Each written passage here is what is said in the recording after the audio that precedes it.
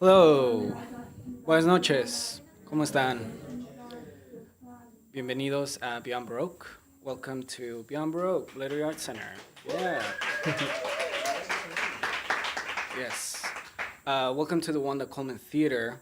I'd like to start by acknowledging our presence on unceded territory. We stand in solidarity with the indigenous Tongva peoples, the Tataviam and Chumash, who have endured colonialism and displacement. We stand against genocide and are committed to provide a space for indigenous artists and communities as they are the original stewards of this land. We are celebrating the Latine community this month. In spite of the attacks we're facing, aquí estamos y no nos vamos. Thank you all for being here tonight.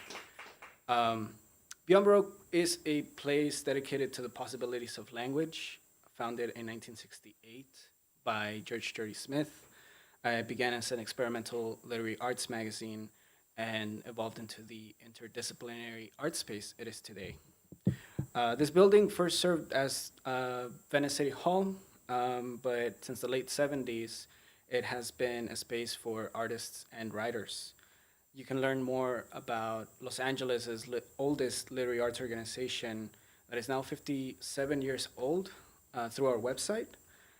We continue to offer our free Monday night fiction workshop and our Wednesday night poetry workshop. Both of those happen weekly virtually over Zoom, and participants are allowed to develop their individual pieces with a group of participants.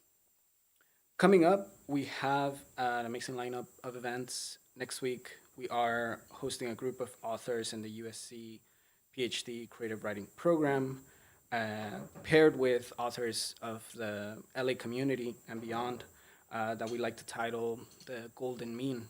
And that will feature other Latine authors like Nathan Xavier Osorio.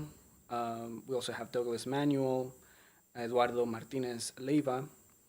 And followed by that, we'll have book launch with Puerto Rican author Huascar Robles. He'll be presenting his novel Demonios. And he'll be in conversation with publisher Siddhartha Ochoa and Puerto Rican author Margarita Pintado Burgos. This is also in the same weekend that Festival of Leala is happening at the Plaza de Cultura y Artes. So there's definitely a lot of fiestas happening around the city, but also for our literary communities. Because we need writers as much as we need readers. So invite you all to check out the various events happening in the city next weekend. And we're also going to have a special documentary screening and conversation on Chicano poet Raúl R. Salinas, who has pivotal presence during the civil rights movement and had his poetic mark all through California and Texas. But we'll be having the filmmaker here that kind of did a split jazz documentary, as she likes to call it, a split screen jazz documentary. And author Josiah Luis Alderete of San Francisco and owner of the bookstore Medicine for Nightmares will be here.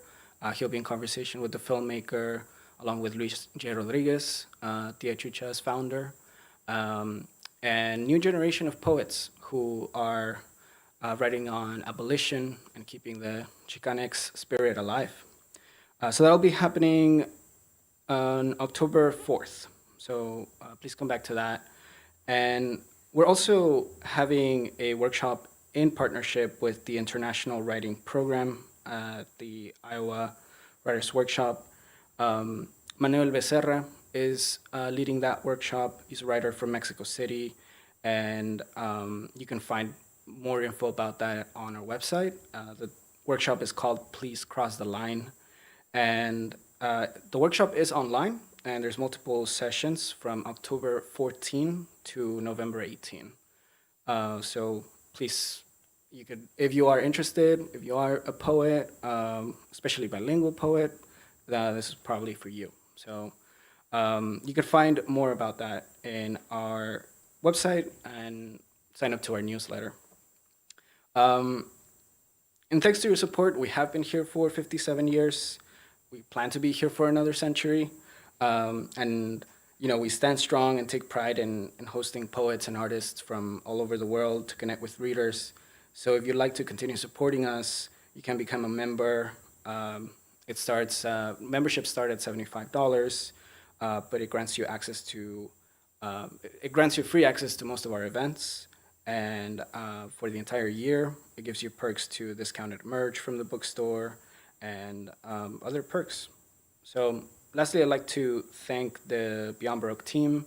That is Eric Alberg in the booth, our director, Jimmy Vega, bookstore assistant, Genesis Perez, our interns, Annika, Zoe, and our assistant, Rhiannon. Let's give a round of applause to the entire team. Yes. And we also have a new fellow in the team, and that is Barbara Fant. So also applause to her, yes. But tonight we are celebrating José Enrique Medina's book, this beautiful book, Haunt Me. And we are celebrating Latine heritage and our ancestors that are with us. This is a beautiful ofrenda, so thank you so much for that. And, especially at this time that we are welcoming the ancestors, opening the portal to spend some time with us. So it's really a special night. And I really want to thank the incredible poet laureate of West Hollywood and tonight's host for the evening who made this event possible, Cheng. Thank you so much for organizing all of this. And I think I'll let her take it away, but just so that you know a little bit about Jen, she is the poet laureate of West Hollywood, author of a poetry collection, Braided Spaces, a California Arts Council Fellow, and a Tin House Workshop alumna. She is a multidisciplinary artist who blends East-West influences as Feng Shui poetry. Jen is the creator and facilitator of Palabras Literary Salon, a BIPOC-centered series. Her writing is in Passenger's Journal, the Cafe Review, Flower Song Press, and Colossus Press. With stories written for tween audiences, mystery, detective fans, and queer love, Jen is a cross-pollinator and community curator. Please give a round of applause to Jen Cheng.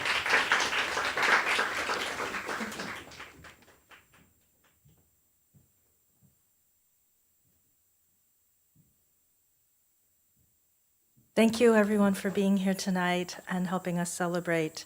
You're probably wondering what this Chinita is doing up here for celebrating Latin X Month. I studied Spanish in Chiapas, and I'll read you just a few poems to kind of share the connection. The first poem is called Chow Mein in Chiapas. So every time I see cactus and nopales, I think of my host family in Chiapas. Chow Mein in Chiapas. My genetics didn't give me good rhythm, so I learned from my Afro-Panamanian dance teacher. She'd encourage passionately, eso, pa, pa, pa, pa, pa. As I listened to the Cuban beats, I fell in love with Spanish, so I flew to Chiapas to study like a good hippie. My community college Spanish gave me good practice on how to order un café, but my Chinese cooking skills earned me my host family's affection. They asked, "Please, cook us authentic chow mein." So I went all over town to find ingredients and learned words not in the textbook like jengibre. When I served them chow mein, they politely ate with confusion and finally asked, "¿Por qué no cocinas con nopales?" Their local Mexican chow mein came with cactus. So with my elementary Spanish, I said politely, "No pienso que hay nopales en China?" And we all had a good laugh. Dance and chow mein are my passports to bond beyond language. Yache sikfana, bailamos.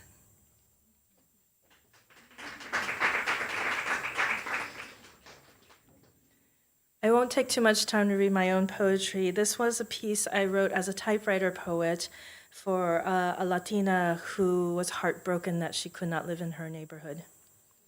For the immigrant social worker who left her barrio.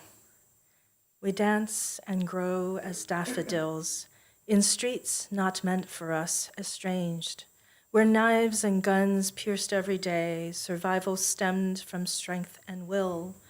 Our budding smiles beamed out hope as woven webs of haunted dreams, to leave again a refugee and build new life, but wanting home.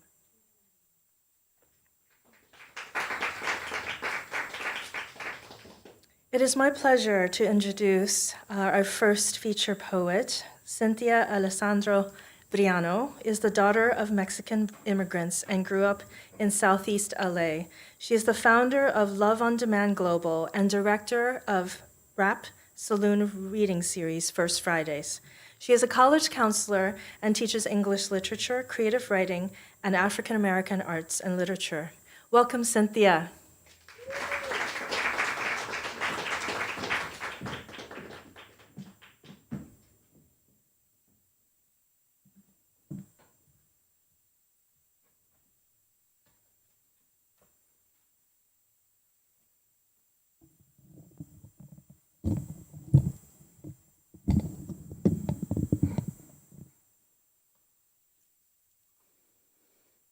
Hello, everyone. I'd like to begin with a few words by Toni Morrison.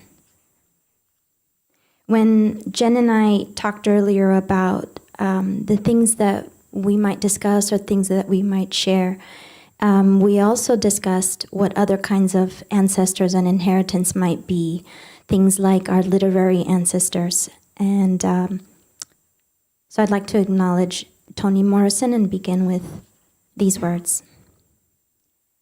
I want to remind us all that art is dangerous. I want to remind you of the history of artists who have been murdered, slaughtered, imprisoned, chopped up, refused entrance. The history of art, whether it's in music or written or what have you, has always been bloody. Because dictators and people in office and people who want to control and deceive know exactly the people who will disturb their plans. And these people are artists. They're the ones that sing the truth. And that is something that society has got to protect. But when you enter that field, no matter whether that's Sonia's poetry or Ta-Nehisi's rather startlingly clear prose, it's a dangerous pursuit. Somebody's out to get you. You have to know it before you start, and do it under these circumstances, because it is one of the most important things that human beings do. Toni Morrison.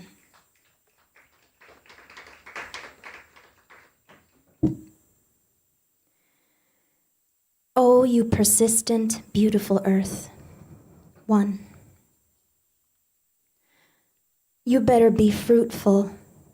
Write the darkness of so-and-so. Become like that organ your mother bought you. How it lay on its side in the backyard in the rain. It's 3 levels of keys like everything you try to hold in your hands. They remember the stretch of yearning, the year, how words measure better your hands than music. Your fingers against wet ivory collect themselves. Doesn't your mouth still surge when your face remembers the feeling? Collect the earth for your hands. Back then, the centuries are the reason you melt in the hidden field, lifting the wet leaf. And when the decanter in your palm brims, your hands will the water fall from higher up. You name the torrent. Someone learns to carry everything your mouth hopes for. The ice of each morning melts before you wake. You cover the water with your mouth. Let the suckle of berry overlay your want, and you recite. You recite it clean over your mouth. You recite the need over the need. Recite the touch and the rocks, the sun-dried sea. Recite the blackened words. Curl your tongue to the side when it melts, and your mouth must scatter. The black rock in your pocket, the O in each different berry. You let your mouth hope. You are inside the rain. You crystal like a salt sculpture, and you command the water arrive. Say, beautiful. Your word is when you know the earth. Every day from your body it is known. Skin belongs to it. The curvature leaves only your wanting. Forgetting, you ask the holy. Recite. You make out the miles, make out the core, flatten the nautical interval, drink like each can know cloud. Down, oh persistent earth, from higher I fall and fall, rain between remembering, recite, every day etching a thing called river. Water will have them, inevitable will of remember, who will blacken the mouth.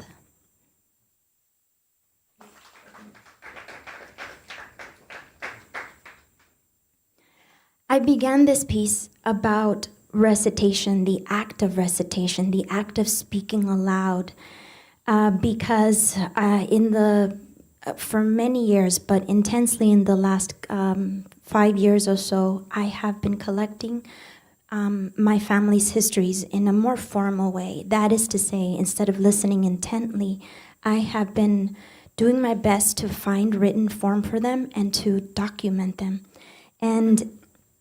But I also did this growing up. I grew up with my grandmother, and my grandmother was known for not only leading our family and others in our community in the rosary.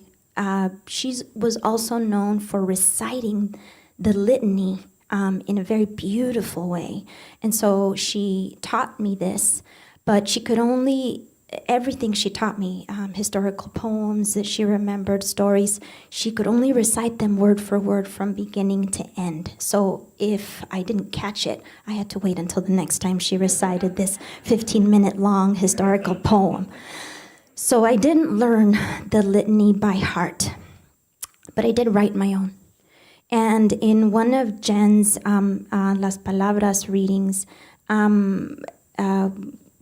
we were also talking about, what it means to ask for someone in our past, someone in our collective faith, community of faith, to intercede on our behalf. So in the litany, you call out a name, whether it's a saint or it's whatever you believe in, and you ask for them to intercede on your behalf. But what happens when we don't know the names? What happens when we also must intercede on each other's behalfs? And so I wrote this litany. It does not require, but it asks for a call and response. It's super long. If you've ever recited the litany, you know that you need stamina, so I'll hop around, which is also not what you do with the litany. But we'll try it. So if you know the response, go ahead. You're welcome. Litany of mistranslation. All the words, wrong or not, tack themselves on to the same understanding. Each time, all of the listenings. La pueblerina ruega por ella. The academic ruega por ella. La erudite ruega por ella. La poeta ruega por ella. The wordworm ruega por ella. The literalist ruega por ella. The literatiist ruega por ella. La mexicana ruega por ella. The oral historian, the linguist, the idiomatic synchronist, the reinterpretist, the melodramatist, the preservationist. I'll jump around. La mestiza, la oyona, la declamadora, ruega por ella. La vocífera, la gritona, la escandalosa, ruega por ella. La defensora, ruega por ella. The word carpenter, the spitfire, ruega por ella. The dreamist, the dreamertarian, the ponderist, ruega por ella. The preservative, the notarizer, the word keeper, ruega por ella. A cacophonist, a cacaoist, a maizician, ruega por ella. A mexicanus americanus, ruega por ella. A chicanista, a multitudinous, ruega por ella. A mundus multiplist, a letterist, a palabrist, a palabradora, una platicadora, una recordadora, una escribante, una autora, una hocicona. And it goes on, but I'll stop there. Thank you.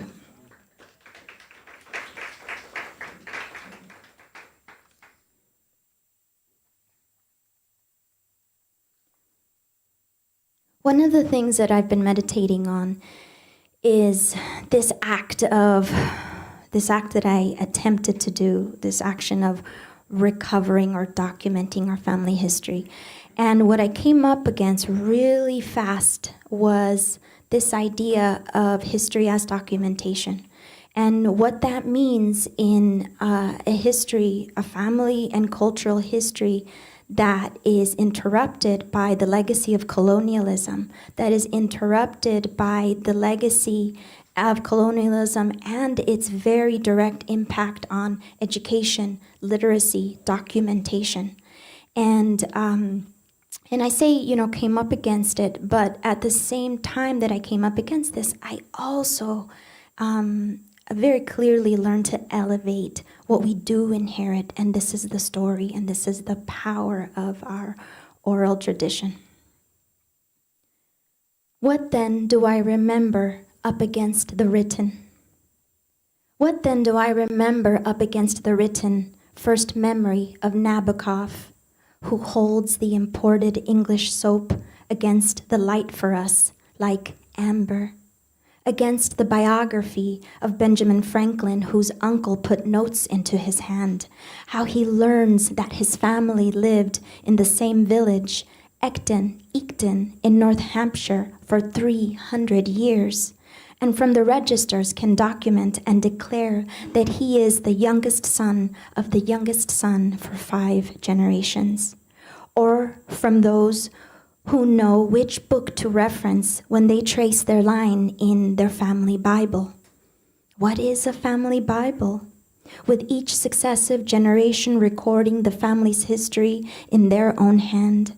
What do I remember against all those who can remember past their own life? Someone to write their name, the only thing my grandfather knew how to write. And before him, and before him, and before him. And during his lifetime, no one around him to write, though people say. I'll end with a partial reading of one last poem. And this is really the narrative, one of the narratives that I continually heard from one of my aunts, from my Aunt Rosita, who we just lost last winter. And this was a few years ago that I was having conversations with her. And so it's really this confluence of how I remember her telling of it, and just the act of listening. How we begin to remember. When my mother does not remember, she says, I don't want to lie to you. You can, I think. Try, I say. Better a story than an exile. What can hold it, the story untold? I can't begin to remember without you. When you can no longer remember the sound of its growing like the arroyo that used to swell, I will be an immigrant, not a child of an immigrant, behind your house dry now, because you are my homeland, my country, the cement now lining the empty onrush. It is not enough to remember. Once it washed over the edge of your life so suddenly, only what you have lived. You must remember.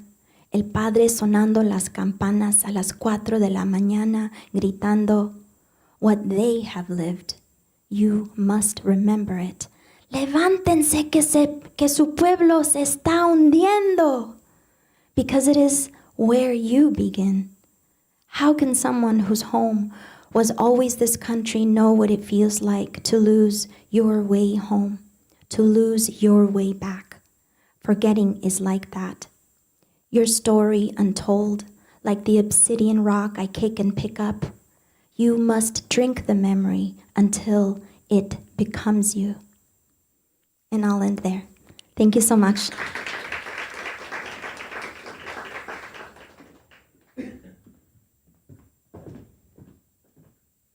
I'm so honored to know such talented poets and to call them my friends. Thank you, Cynthia. Our next poet is Melinda Palacio, coming all the way from Santa Barbara, a recent poet laureate there, as serving as Santa Barbara's 10th poet laureate from 2023 to 25. She holds 2 degrees in Comp Lit, and her poetry chapbook, Folsom Lockdown, won Calliope Press's Sense of Place 2009 award. Her first full-length poetry collection, How Fire is a Story Waiting, was a finalist for the Milt Kessler Award, the Patterson Prize, and received first prize in poetry at the 2013 International Latino Book Awards. In 2015, her work was featured in the Academy of American Poets Poem a Day program. Her latest collection is Bird Forgiveness. Read her Poetry Connection column in the Santa Barbara Independent newspaper and labloga.com. Melinda, welcome.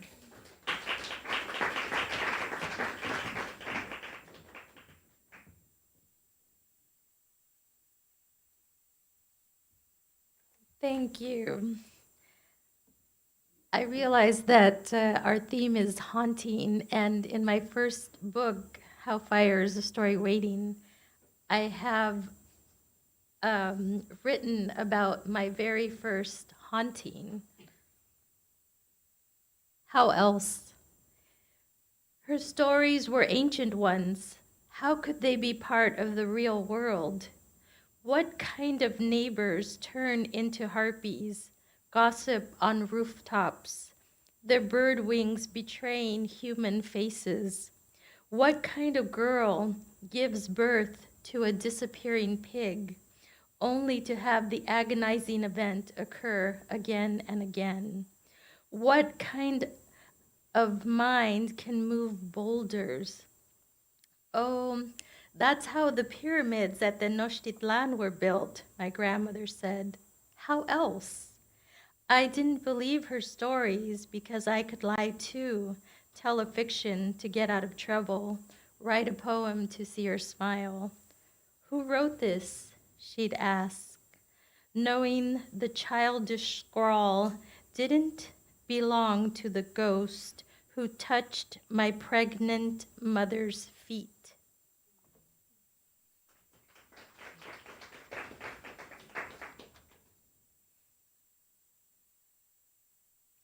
Ode to the plumeria in her hair. Oh, sweet scent of plumeria, affixed to the left side of her hair. A single mom, she welcomes a local catch. Unruly locks secure the fragile flower. As she walks along Waikiki Beach, a Chicana in Honolulu, she becomes a wahine for a day, swims in Hanoma Bay, tries poi and banana bread offered to her by a woman waiting for a bus. I decline. She never refuses an elder. In her short shorts, lathered in banana boat tanning oil, Mom teaches me how to sway my hips hula style, sit next to her, and the plumeria's perfume lands sweeter than any ripened fruit. The flower's center is infant seashell color, coral born out of an explosive ocean swell. A hint of yellow surrounding its center, and the iris of the petal is a fortune teller. At the end of the day, white petals brown. Tomorrow, our last day in paradise, she will find a fresh bloom. Every day her hair exudes the aroma of summer. Oh, how I miss those warm summer nights when she was still alive.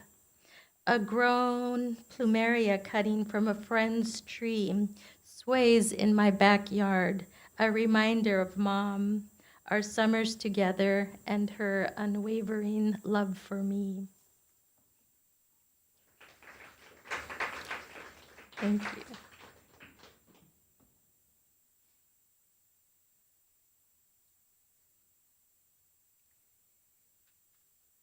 Since this next one I have is the bookend to my grandmother's story, I'm going to read the beginning of the bookend, and it's the title poem.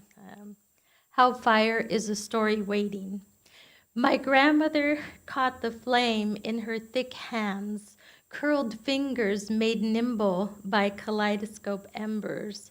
Fire burns hot and cold if you know where to touch it, she said. I watched the red glow spit and wiggle as it snaked down a thin timber, a striptease born out of the festive sound of a half-filled matchbox. Through orange windows framed by obsidian eyes, I saw the child she once was, a little girl who raised herself because her mother had a coughing disease. Blood on her mother's handkerchief didn't stop her from dreaming Maria Victoria was going to be a singer with her deep cinnamon stick voice. She watched novelas in the kitchen while waiting for dough to rise, her body heavy with worry for 2 families and 3 lifetimes. She tucked mariachi dreams under her girdle.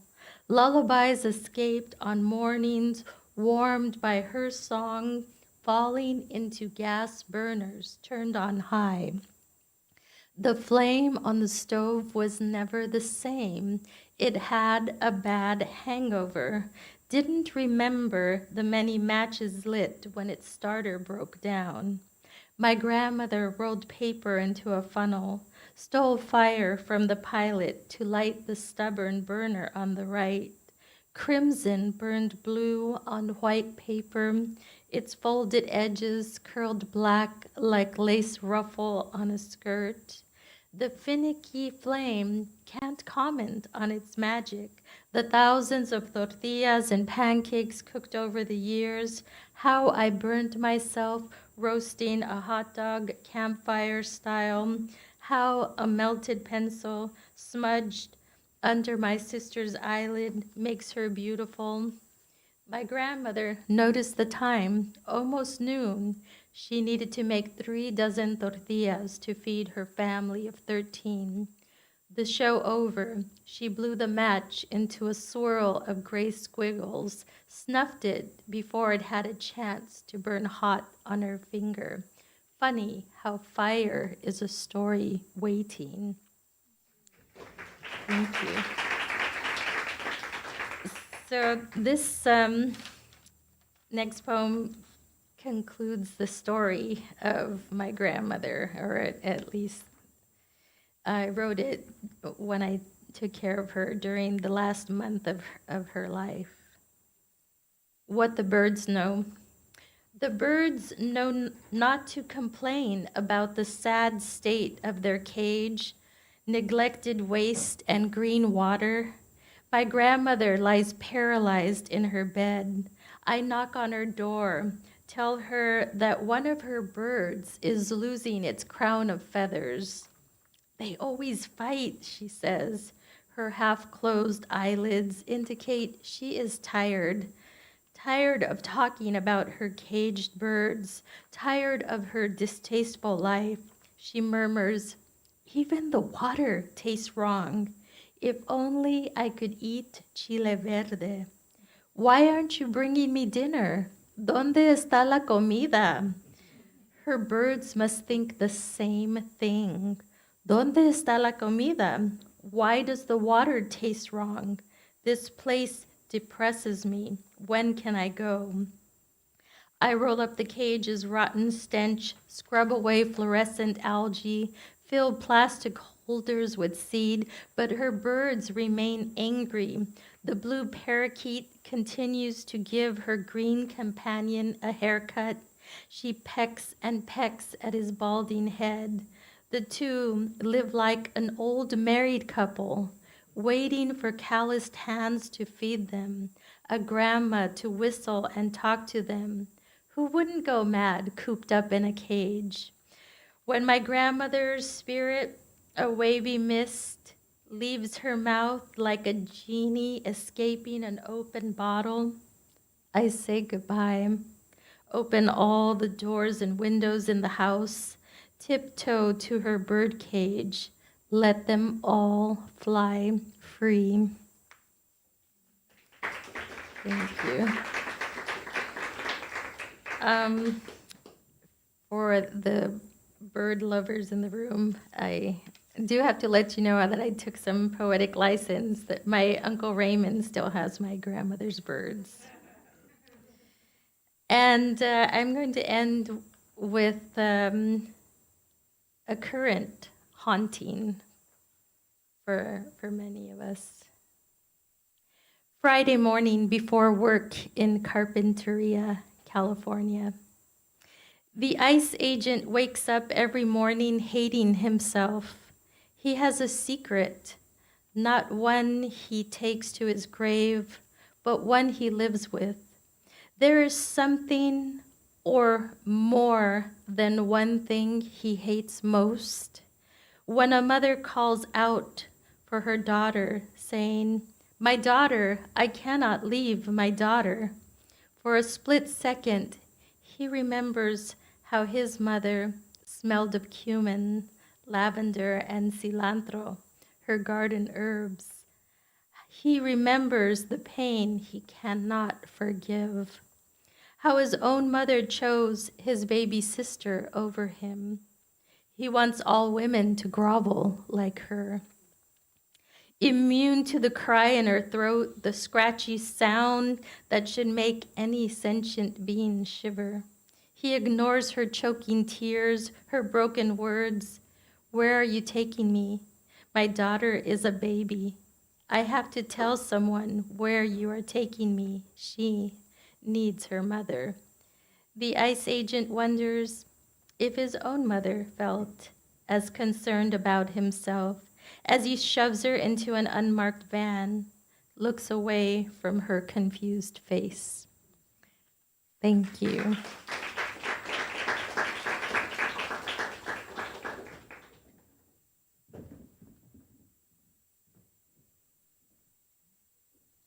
Our next poet is a familiar face here at Beyond Baroque.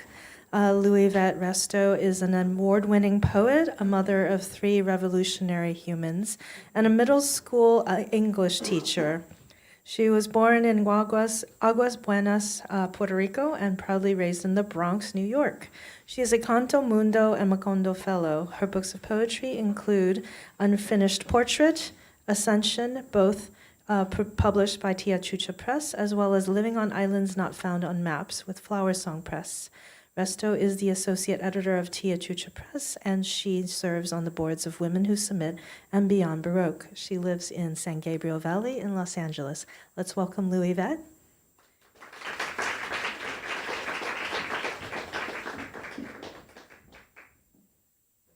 Thank you, Jen. Felicidades, Enrique. Hello, everybody. Good evening. Buenas noches. For this idea of ancestors, I want to read a poem that I was inspired by one of my favorite poets, Pedro Pietri. And he has a poem called Notes on Solitude, which is in his collection, Puerto Rican Obituary, which is an extremely famous poem. But there's really other poems in there that probably don't get enough attention, and one of them is called Notes on Solitude. And I based this poem on that one. This one's called Notes on Anonymity. With a butterfly on her hip bone, he draws her pronounced curves in the sand using all of his fingertips, capturing the obsidian smoothness of her torso. She paints imaginary toll booths on his nipples, stopping his lips each time they believe in affection. Her cheeks travel up and down his back, savoring his skin. They tease one another with dreams of fictional children chasing seagulls in May, as the ocean awakens them between kisses and fistfuls of wet sand, tossed just to see the other one dirty.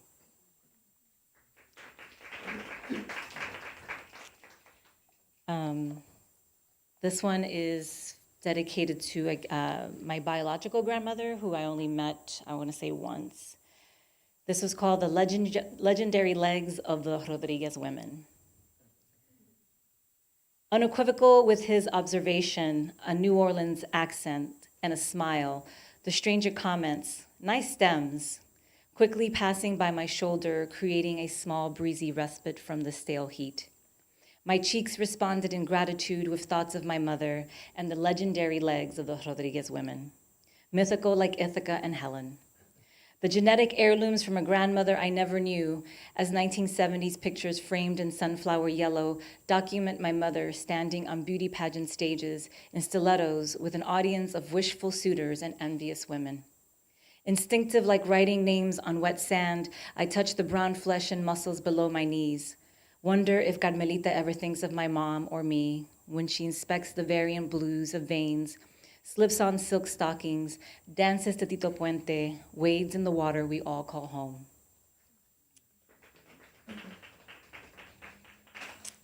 I think the first feeling of loss that I felt, I come from a really tiny family. I'm an only child. My mom is one out of two. I was raised primarily by my mother's side of the family. So we are a very small family. And our first loss came in 2013 when my mother lost her only sibling. And so this is dedicated to my tia, Diana, and it's called Diana's Elegy for Diana Garcia. I never wanted to write you this kind of poem. I hope to write you an ode, praising the taste of your rellenos de papa that no one else can make without them crumbling into hands like chalk, or the way strangers confuse us for mother and daughter in the summertime. In your eyes, I was always the precocious toddler, raising the volume of your stereo as you practiced shorthand for the next secretary exam. The result of baby babble, Tatan was your name instead of tia or titi. An only child with only one Tatan who cursed best in limited English. You taught me the best way to serve a volleyball, exchange off-color Spanish jokes like a teenager, yelled my name across bodega aisles. I missed the last decade of your life not knowing it would be the last, and funeral collages become memories I had forgotten. I never wanted to write you this kind of poem. I thought I would have more time to write you an ode.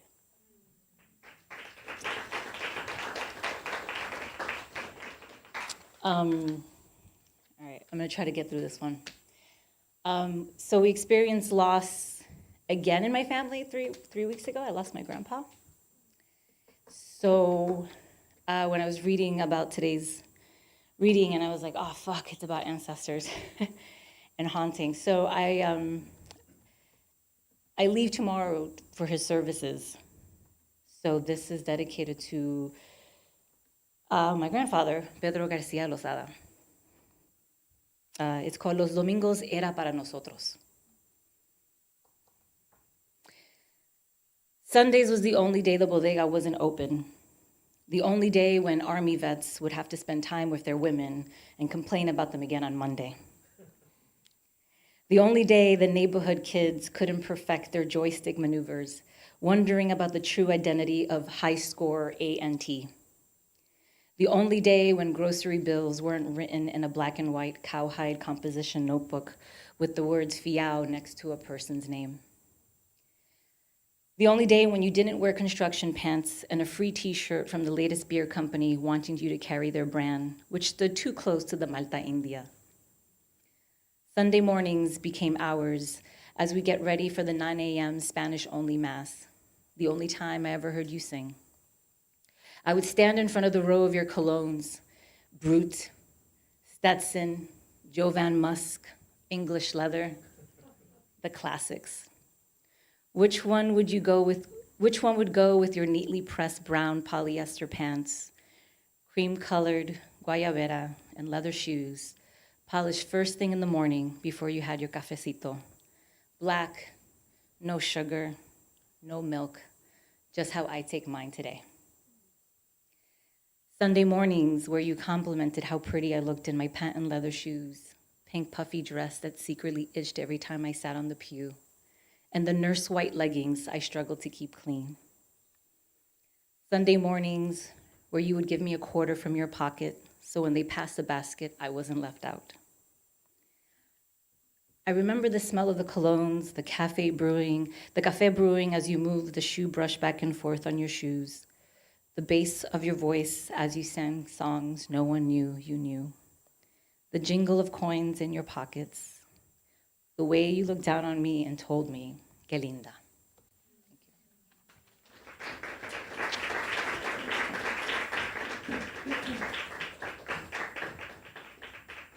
That's so beautiful. Thank you for sharing something new with us, and peace and love with you and your travels to visit. So we are here tonight for a fantastic book launch party. Help us celebrate, bringing up José Enrique Medina to the stage. José Enrique Medina earned his BA in English from Cornell University. He is the author of Haunt Me, which won the 2025 Rattle Chapbook Prize and New News. He's also a finalist runner-up for the 2 Sylvia's Prize that was recently judged by Ellen Bass. His poetry and fiction have appeared in the Best Microfiction of 2019, the Los Angeles Review, Tahoma Review, Burnside Review, and many other publications. A VONA fellow, he writes from the heart, heat, and just the right amount of haunt. When he's not wrangling words, he's usually on his farm in Whittier chasing after bunnies and baby chicks. You guys should all visit, lots of fun, and loving every minute of it. Welcome, José Enrique.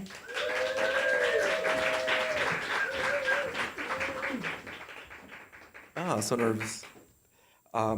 Thank you, everybody, Beyond Baroque, Cheng for putting this, Melinda, Cynthia, and Luivette, and all of you guys for braving the Friday traffic. So thank you guys. Jen also had the great idea of doing an altar, and what I brought right now, since immigrants are under attack, USA Today asked me to write about my immigrant journey. So I wrote about my mom. So I'm putting this with her pictures, and any success I had is really due to my mom.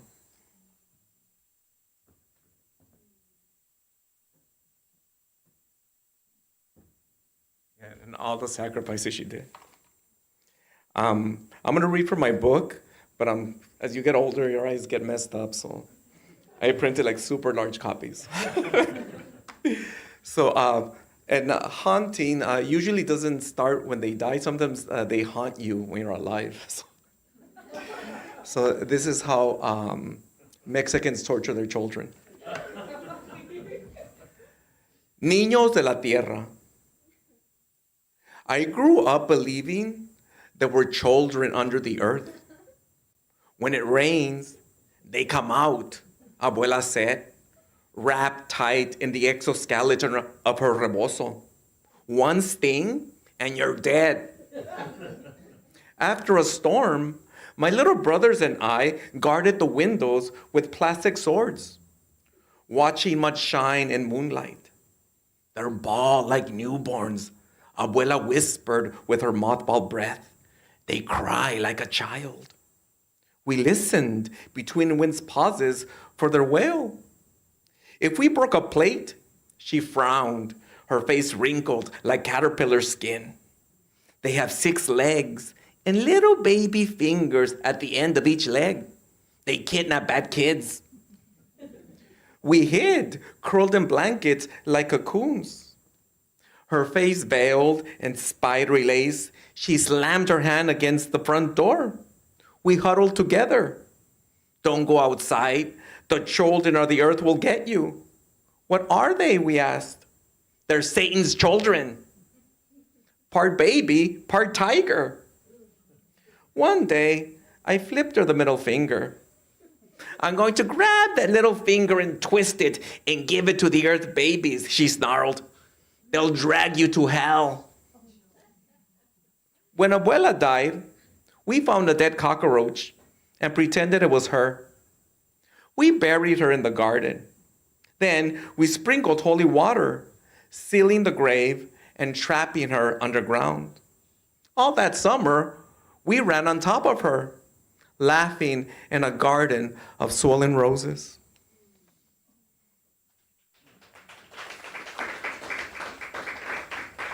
And the next poem is the title poem, Haunt Me, because I felt when my mom passed away for years, I kind of didn't feel her presence, and I felt more of these other ghosts.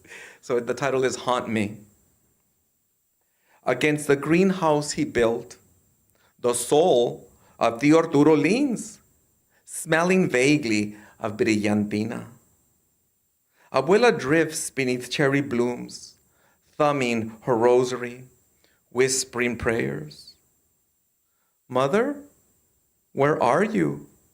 Even the twins who were never born are here, tossing big-headed mums, each one a soft grenade of memory. You died 4 years ago, your silence unfolding like petals. And still, you haven't stepped into my garden or caressed my amapola blossoms. What are you waiting for? Haunt me. Crush lemongrass under heels. Let me smell you. Ring wind chimes when there's no breeze, so I'll know. Or become the breeze itself and lift my petals one more time. Eyes open, ears wide. I wait, but you never arrive. The twins giggle, brush against my flowers, and pollinate your absence.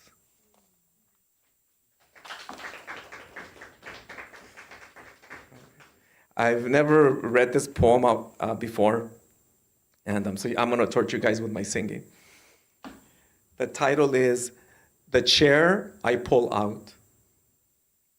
I lowered the record needle. The hoarse voice of Chabela Vargas starts singing.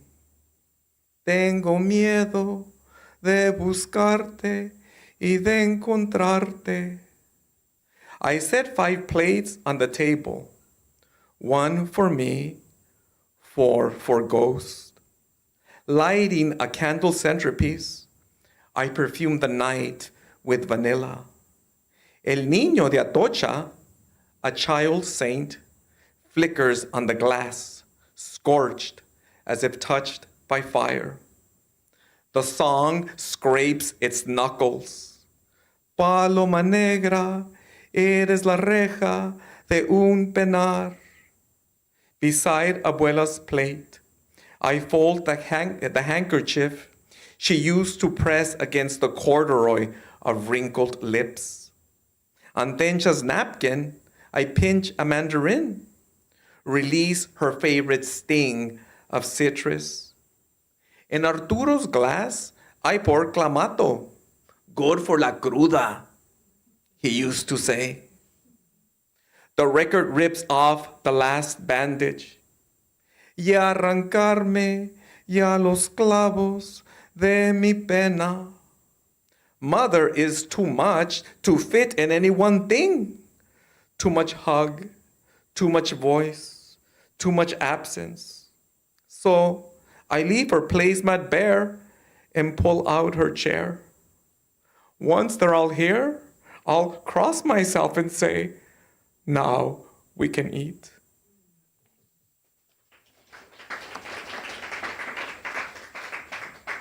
So I think I'm kind of like a crazy guy. So when I didn't feel my mom present, these are some of the things that crossed my mind, like, where the hell is she? The title is, When Mother Doesn't Visit Me, I Worry.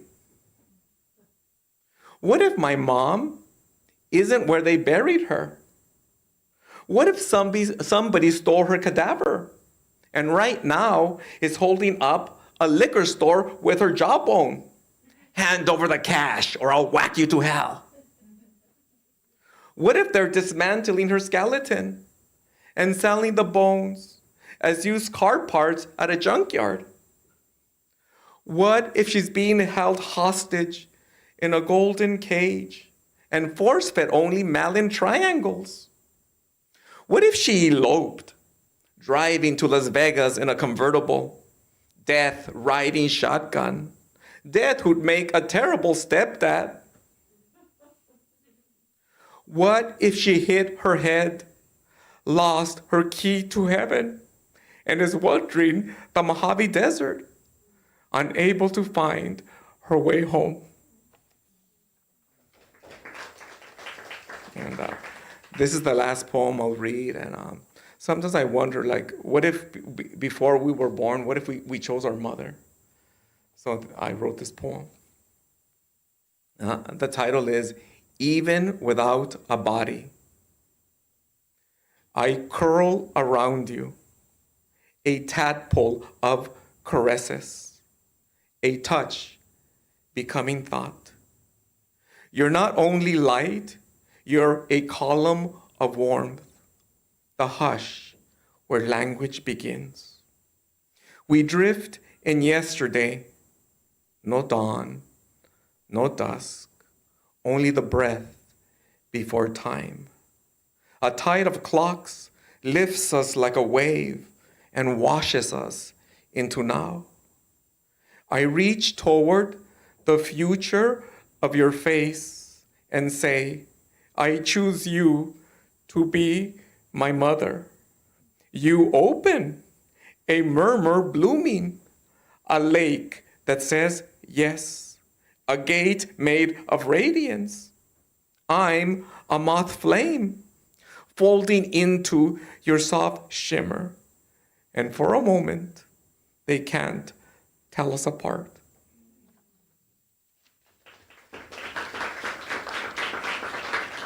Thanks so much for coming out and supporting poetry.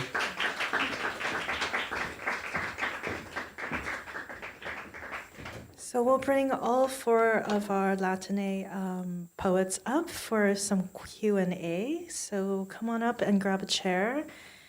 And thank you all for coming to hear our talented poets and celebrating José Enrique Medina's new book. Please stay for the Q&A because I want you to ask some questions. So I'll kick us off with some questions. Put it around. I'll move the podium. And I'll kick us off with some questions, but think of some questions you want to ask.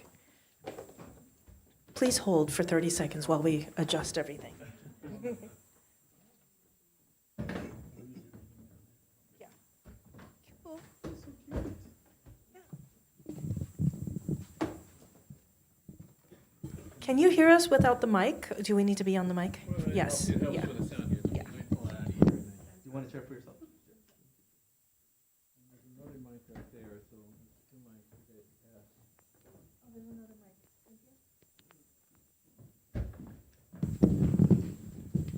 Are we too much in the shade, or should we go more in the light? I'll work on the light. Yeah, move forward a little bit, maybe. Everybody move forward. A little forward. Here. Testing, 1, 2, 3. Okay. We got it. Scoot on over so we're a little more centered. We want Cynthia in the light too. Thank you. Come into the light.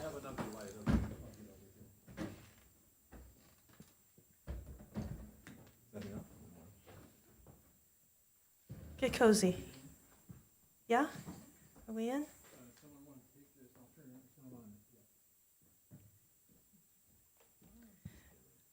This is wonderful.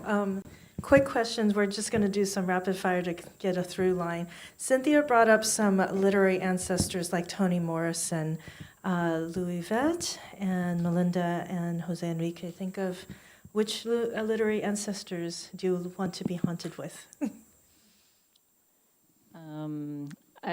Julia de Burgos.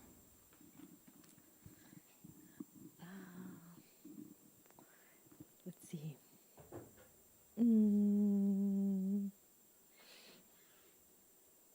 Come back to you, José Enrique. I'm thinking of Cesar Vallejo. He was a super genius, and it's kind of sad because he didn't have enough money like for shoes, so it's kind of like a tragedy. I went to William Butler Yeats's grave, and I would like to be haunted by him. I would say Maya Angelou. I'm very thankful that there are some YouTube recordings I can listen to. Melinda mentioned birds representing some of the ancestors. What is an animal that represents your haunting, and who is it? Oh, me? No, Oh. yeah. Me, of course, I have to pick chickens. Chickens, and who would that be representing? If family-wise, you mean? Or? Yeah. I'm not sure. I think it's maybe even deeper than that. It's just the desire to connect and take care of something. Yeah. Okay. And it doesn't have to be biological family. It could be the literary ancestors or any, singer ancestors. Cynthia, do you have one? Do you have an animal that you would like to be haunted by?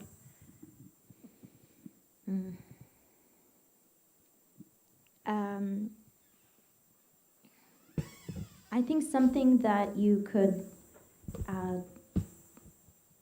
my answer really has more to do with the stories that I grew up with. Like, my mother's daily tasks were to, for example, feed ducks and chickens and our geese, gansos, right? And so this presence is very important. But also, my dad also has a story of like hand feeding like a cow. So I think whatever kind of bird is just something that is part of your daily life that you are both sustained by and also sustained and have a relationship and grow with and begin the day with. I would choose el coqui. El coqui, which is indigenous to Puerto Rico, and you get to hear it at night more than anything. And I recently found the sounds of el coqui on loop on like Apple Music or something on Spotify. and it's like there's like 20 minutes of el coqui, and it's to me it's comfort. It reminds me of home, and I could listen to it you could hear them all night, and they're really soothing. So I would probably choose. It's not a bird. It's a tree frog. I think the American or English version of it will be a tree frog. But the sounds it makes, like the Make the sounds. ma- We don't know what they're on. you didn't make enough mochi for me to make sounds. Okay, so. I'll look it up then. It's just the sound it makes. So I think we call it el coqui because of the sound it makes. It sounds like coqui, right? So, but it's a tree frog, and it's indigenous to Puerto Rico, and actually it's in Hawaii as well. But it's really known. I think it's connected to more Puerto Rico than anything else, and you hear it at night. It's beautiful. Did everybody answer the animal? Okay. I just remembered that growing up, there were lots of dogs, family dogs, that my grandmother had that were buried in the backyard, and so, and growing up, my grandmother would show me pictures like this is also, and this is yeah. So and also it's in the backyard too. So, yeah. So you were haunted by dogs you might not have known. Well, that I knew them. You knew because them, I knew their pictures, their faces. I knew, what they liked, and yeah. Their stories. Luivette mentioned her grandma had great legs, and that got passed on, and it was famous. So, what's a positive thing, Cynthia, that an ancestor passed on to you? And it doesn't have to be a genetic ancestor. Well, really, my poetry. I actually identify my mom as a poet. She herself, I identify my poetic lineage very directly as being shaped by the stories I heard from my uncles, my aunts. My mom is the way she tells stories is really, she animates word for word people's facial gestures and their dialogue, and she can recount the very specific detail and impression of a place. My dad will tell you the geometry of a place and the engineering of a landscape, and I have uncles who are just inventive in there and so funny. And so when people ask me about the authors who shaped me as a poet, I understand that they're asking a question in the literary tradition, as in who wrote their poems, had them published, and then whose written work shaped your written work. But before I can identify those, I have learned to acknowledge that I already came to the written word and continue to be shaped by continue to be shaped in the written word by my family's stories. So I think that's my most cherished inheritance from them. Yeah. Well, I wish I had some inherited legs. But what I do have is my mom's smile. It's the same one that she has, and it's in the pictures. And I brought a picture of my mom and my grandmother. And I should have brought the one with the three of us because we have the same teeth. For me, I think it has to be my mom's just determination. Like, I don't think excuses. I'm just going to do it just like her. Just no excuses. Get it done. Yeah, if you get to read online the USA Today article, José Enrique talks about that determination. What's the title of the article? The trellis and the plant. And you can come look at it after. In the interest of time, I'm going to speed along. We started talking about saying what's on the altar. I brought a Katrina to represent all the women singers who were really daring singers, like Mercedes Sosa and Chavela Vargas, and also the Mayan guerrilla women who came to speak at my Spanish schools to tell us their stories of fighting in the resistance. So what else is on the altar that you put up here? My brother Niño de Atocha. My mom used to give me stuff like that, and of course, like a son, you have to pretend like it annoys you, but secretly you like it. So now that she's gone, so I carry them with him. Yeah. I brought that, and also a butterfly for her memorial that my sister put when she passed away. So I saved one for me. And then the ruda plants, what do they reckon? Oh, the ruda is kind of like complicated because it smells kind of gross, but kind of like it gives you hope because it's medicine. So it's kind of like the relatives. It's good and bad. So it's it's annoying, but it's necessary. You can come up and smell it too. Melinda, what did you put on the altar? I brought a rose, some jaritos that whenever we went to visit family in Mexico. For some reason, I was just obsessed with wanting these miniature jars, and it's just reminds me also of my grandmother's cooking. And I brought a photo of my mom and my grandmother. Luivette came straight from work. If you were to put something on the altar, what would you put? I would there's a photo of my grandpa, my abuelo, that sits or used to sit on his dresser. He was a pitcher for a baseball team in Puerto Rico, a little local team. And this is this great black and white photo of him on the mound, like in the pitcher stance. And he must be like 18, 19 years old. He's really young in the photo, and he's got a nice smile, and very similar. We all have kind of like, you could tell we're all related by our eyes, and I think when I think of baseball and my love for baseball, it's because of my abuelo, right? Like, he didn't miss a single game. You know, Yankee games were like, sorry folks if you like Yankees, but I feel like I need to apologize all the time. But like, because of him, like, I still love baseball. And I think when he passed away, the day I found out he passed away, I made it a point to watch a baseball game. That's even on beautiful. TV. So I would put his baseball photo there if I had it. Cynthia? I brought a copper weight. It's in the bottom level, and my grandfather used this, and so did my mom and my uncles and my aunts and my grandmother in their store in Mexico.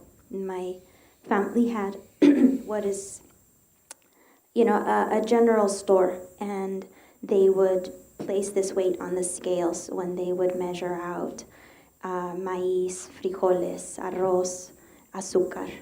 And in one of my visits to our pueblo, I brought it back with me in the suitcase. They don't have the store anymore, and there aren't any records of the store. And I think of it, when I imagine it, I know that everybody used it at some point, but when I imagine it, I imagine my grandfather using it. And my grandfather was known for, people would say, era bueno para hacer cuentas. He was good at essentially what is accounting, right? And my grandfather did not have any formal schooling, and he actually could not. He needed someone to write the letters he wrote my grandmother. And so I remember he would sign me out of like elementary school when there was an earthquake, so he could sign his name, but he did not receive either any training with accounting or anything. So things like this and things that people say, right, help me understand who my grandfather was. And I myself insert language like he was great at accounting, right? People say, oh, he remembered, era bueno para recordar las cuentas. So he remembered, even though he would go away seasonally, what measurements were taken by who, how much weight was pending from one season to another when he would go away and come back after working seasonally. So I think of the language that we go back to our stories with that helps us understand, but also I'm careful not to impose too much of the language we have now and just hold the object for what it is and let it tell me what it actually does. That's beautiful. We have time for 2 questions from the audience. Will you stand up and I'll repeat your question? Yes? That. Hi, thank you for a beautiful reading, and I am working on a story about my own family history, and I've begun interviewing my father, and just briefly, I don't have a lot of access to my family history, and so I'm just curious, because I know you mentioned, some of you mentioned documentation, writing and documentation. I'm just curious if you have had any experiences with intentionally going about getting stories from your family members, and if you have any tips. Intentionally getting documentation about your family members. I think, Luivette, you just went to Puerto Rico to and you want to share that process? I mean, there's no, there's not a lot of records in my family either. So like right now I am trying to do a lot of my own like geeky research. The church is actually a good place to go to because they'll have all this documentation as far as like baptisms and things like that. So I know I have to go back to my hometown's church because that's where all of us were baptized or there was some type of ceremony or ritual there. Sat down at least over the phone with my mom for like a few hours and, on purpose to find out, a little bit more about our family history. And then I just did the best I could to like write it down, and then knowing that I have to, with my grandfather passing away, I know things are slowly kind of dying with them. So I'm trying to get all the information I can now, and just again, doing as much as I can on my own, but it's hard if there's not a lot of information out there. You're gonna have, I mean, to me, I feel like because my family was Catholic, I'm gonna have to go to the church most likely, and they might have some documentation. I might be able to see, who's related to whom that way. So, yeah. One more question, and we can wrap it up. And if there's not anything, I have a final question. Thank you for submitting your questions, my dear poets. There's a lot of conversation about writing about one's family and their business, sometimes secretos. Well, secrets, how do you navigate honoring historical truth, family memory, poetic imagination when shaping your ancestors' stories? So, Luivette, since you offered that question, do you have the answers to it? And that will buy us some time from our other poets. I think that I've done that already over the last few years, and I'll admit that I've gotten a lot of pushback about those poems. To me, it's not about secretos, it's about, and for them, they find it to be secretos. Again, you go up against your family to say these are things that you don't talk about, or it stays within the family.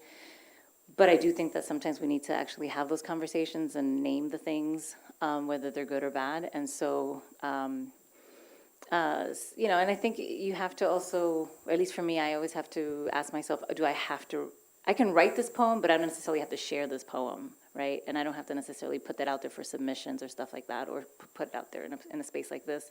So I think those are the conversations I have with myself. Like, I can write all the poems I want, but then I have to navigate which ones I feel like publicly sharing, because once I share them, they no longer are my poems, they become our poems, right? So I always have to remember that as well and negotiate that. When I wrote, the first chapbook I wrote was Folsom Lockdown, and those are poems that I wrote after visiting my father in Folsom Prison. And when that chapbook won a contest, my father's cousin told me, "Oh, you can't publish that. You can't publish that. That's going to bring such, shame to the family." And that was her opinion, but my father, he was like, "Oh, I'm in a book." He's really, really proud of it. So, Some quick one-sentence responses from... I think it helps if they're dead, so you can so you can talk shit.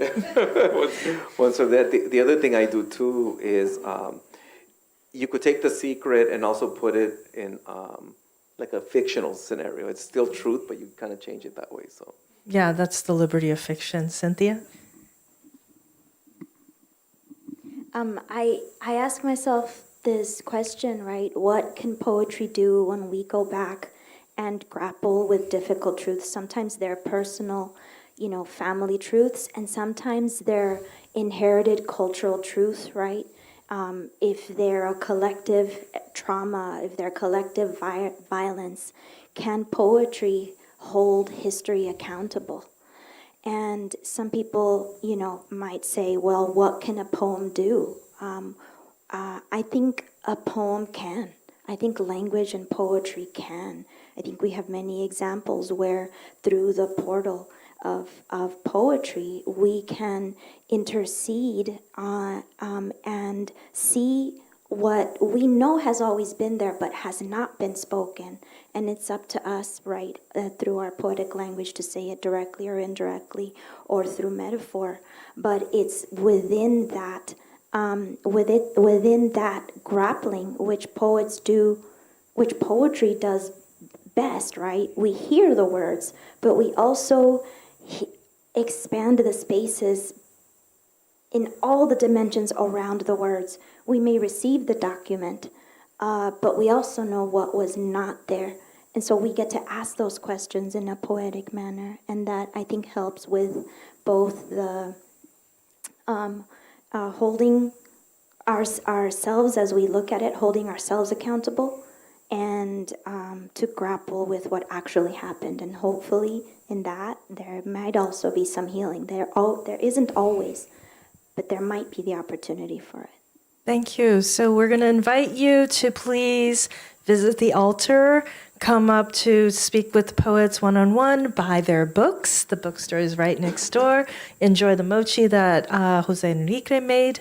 And thank you all for coming out. Let's give a hand to Cynthia A. Briano, Luivette Resto, Melinda Palacio, José Enrique Medina, and I'm Cheng. Thank you. Let's continue the conversation in the hall and buy some books. Thank you.